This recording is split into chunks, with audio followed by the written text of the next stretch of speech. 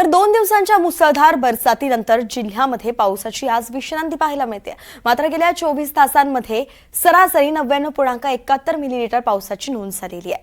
आणि या सगळ्या संदर्भात सविस्तर आढावा आपले प्रतिनिधी राकेश कुडेकर यांनी घेतलाय, आपण पाहूयात।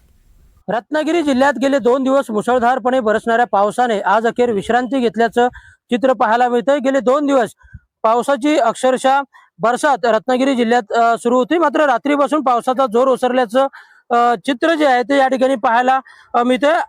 रत्नागिरी जिल्ह्यासाठी आज येलो अलर्ट पावसाचा देण्यात आलेला आहे। 26 जून पर्यंत हा येलो अलर्ट असणार आहे। मात्र सध्या फक्त ढगाळ वातावरण या ठिकाणी असलेलं पाहायला मिळते, पावसाची चिन्ह नाहीयेत। गेल्या 24 तासाचा जर विचार केला तर गेल्या 24 तासामध्ये मात्र संपूर्ण रत्नागिरी जिल्ह्यात जवळपास 99.71 मिलीमीटर सरासरी पावसाची नोंद जी आहे ती झालेली आहे।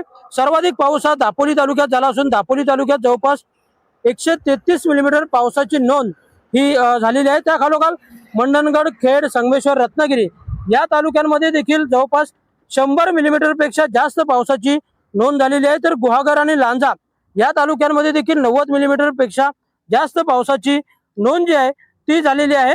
आजही मुसळधार पाऊस पडेल, विजांच्या कडकडाटासह पाऊस पडेल अशी शक्यता वर्तवण्यात आलेली आहे। पण सध्या मात्र पावसाने विश्रांती घेतल्याचंच चित्र या ठिकाणी आपल्याला पाहायला मिळतंय। मात्र या दमदार पावसामुळे गेल्या 2 दिवस झालेल्या मुसळधार पावसामुळे बळीराजा मात्र सुखावलेला पाहायला मिळतोय। राकेश गुडेकर, NDTV मराठी, रत्नागिरी।